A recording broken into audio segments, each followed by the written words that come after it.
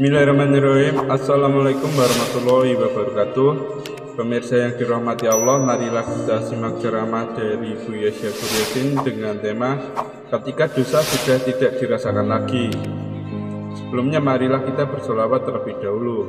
Allahumma sholli ala Sayyidina Muhammad wa ala ali Sayyidina Muhammad. Marilah kita doakan semoga almarhum Buya Syakur Yasin diberikan tempat terbaik di sisi Allah Subhanahu wa Ta'ala. Amin ya rabbal alamin. Begini, kita ini selama hidup ini selalu ada dua hal. Kita sedang mentaati atau kita sedang maksiat. Kalau kita sedang dalam keadaan taat, tentunya kita ada harapan. Yang muncul adalah roja. Kalau orang yang baik, sholatnya benar, puasa benar, nggak menyakitin orang, berbuat baik, yang muncul dengan sendirinya, nggak usah di manage, akan muncul sendirinya, akan muncul rasa roja, harapan kepada Allah itu. Tetapi kalau kita banyak maksiat, nggak usah diminta, dia muncul sendiri kok. Karena dosa-dosa itu akan menimbulkan rasa takut, namanya the feeling of guilty, perasaan berdosa. Ya, nah. Kalau ketika kita berbuat jahat dan tidak muncul rasa khaufnya, itu tanda tanya besar. Kenapa? Berarti ada sesuatu di dalam dirimu itu. Kenapa kamu banyak dosa tapi tidak takut-takut juga? Jangan-jangan kita sudah merasa bangga dengan dosa-dosa itu. Nah,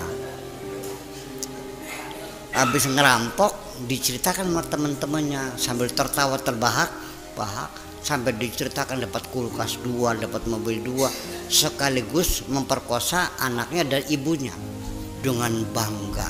Kalau orang sudah bangga dengan dosa-dosa itu sudah jadi setan. Ya. Jadi itu tidak usah di manage lagi, dia akan otomatis dia banyak dosa akan menimbulkan rasa takut. Kita lagi berbuat baik, ada roja muncul. Nah, cuman sini yang mungkin kita manage ini roja yang macam mana? Apakah mengharapkan pahala, apakah mengharapkan ridho, atau tidak mengharapkan apapun?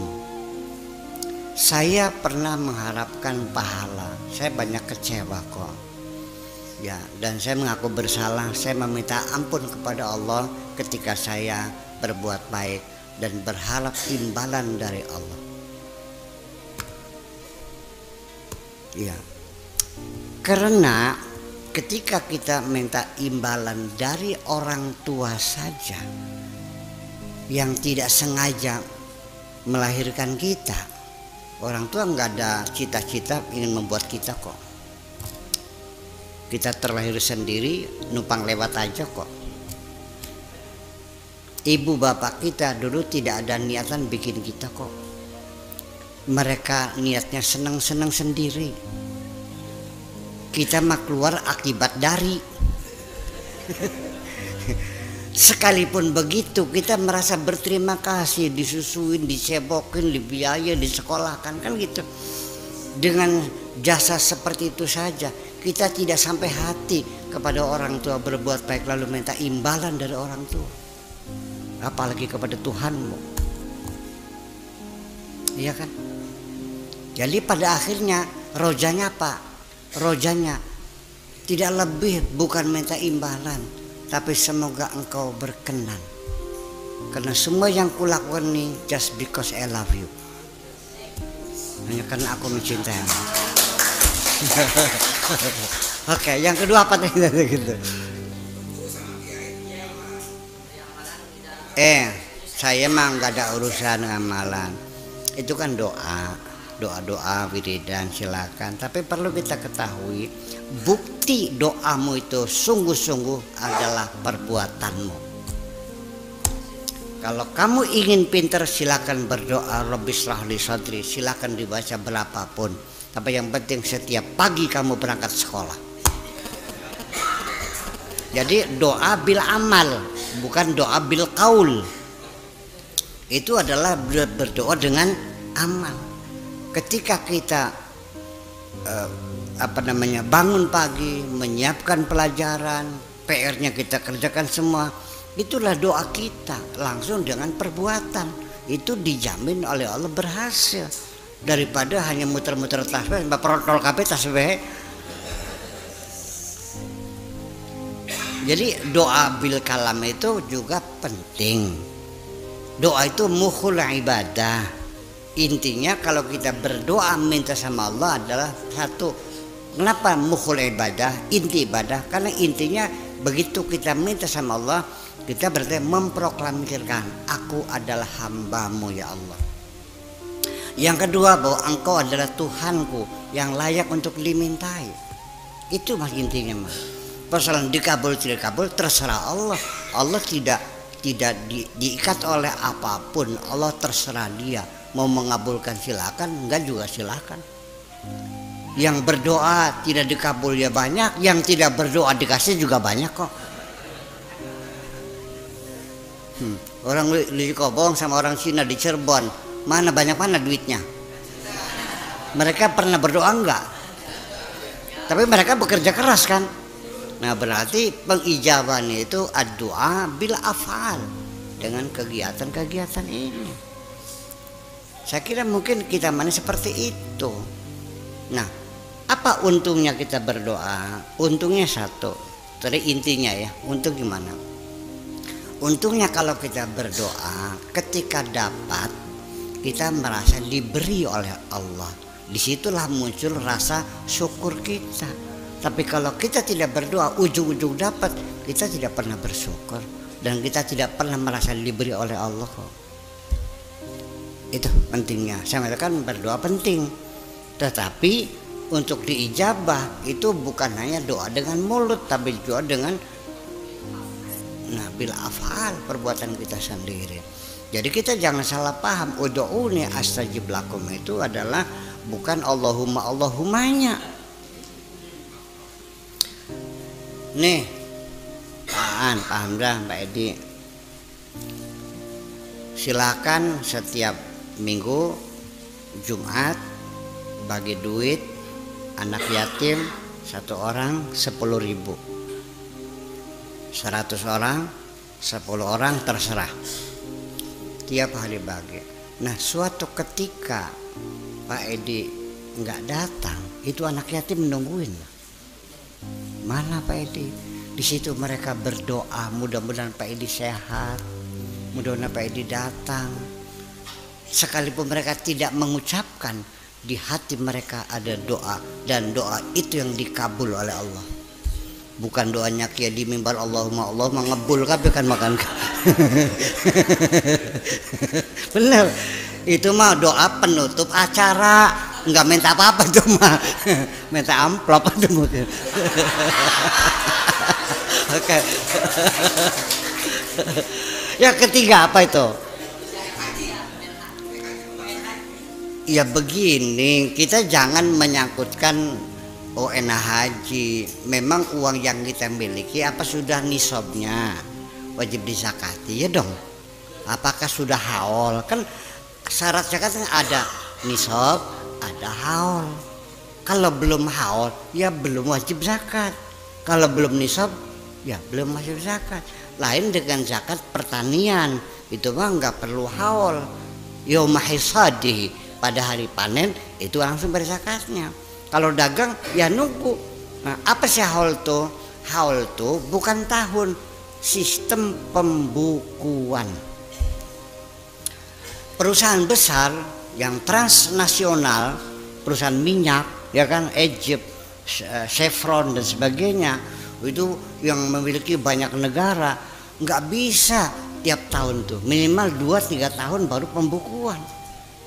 Nah makanya haulnya ya setiap 2 tahun.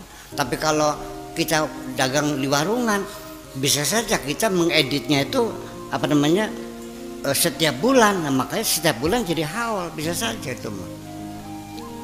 Kalau Alfamart tiap 3 bulan sekali ya laporan keuangannya, berarti sudah ketahuan. Situ aja kan gitu. Jadi haul itu bukan 1 tahun, tapi sistem pembukuan, tutup buku itu. Sehingga kita bisa mengetahui pasti untung kita berapa, itu saja. Nah, kalau itu sudah selesai, lalu kita ber-ONH, ya sudah selesai. Jadi ya nggak ada urusan. Kalau memang dia belum bayar zakat, ya jangan dikaitkan dengan ONH, itu sudah lulus, sudah nggak usah diutek-utek lagi, itu mah haknya Nabi Ibrahim tuh. Ya kan gitu. Terus yang keempat apa? Ya kalau dapat pinjam ya berarti bukan milikmu. Zakat itu milkut tam. Kemudian ada haul. Dibuka lagi fikihnya. ada nisabnya. Jadi kalau saya punya uang, tapi uang ini masih dipinjam sama Pak Rahmat, pinjam Pak Hamzah, dipinjam Pak An. Selagi belum ada di tangan, ya belum bisa dihitung zakatnya dong. Lah. Kemudian juga waktu haul. Waktu, maunya gini, kita nanam padi. Kan zakatnya setelah panen. Karena ada tetangga lagi butuh makan, jadi saya keluarkan uang untuk zakat padi saya yang belum panen. Ya itu bukan zakat, namanya sodakoh itu mah. Ya dong. Sekarang saya sholat subuh, boleh nggak? Kita wajib belum sholat subuh? Ya belum, wajibnya nanti kalau sudah masuk subuh. Kalau sekarang kita sholat, ya bukan subuh namanya itu mah. Zakat juga sama, kalau belum waktunya bukan zakat namanya sodakoh.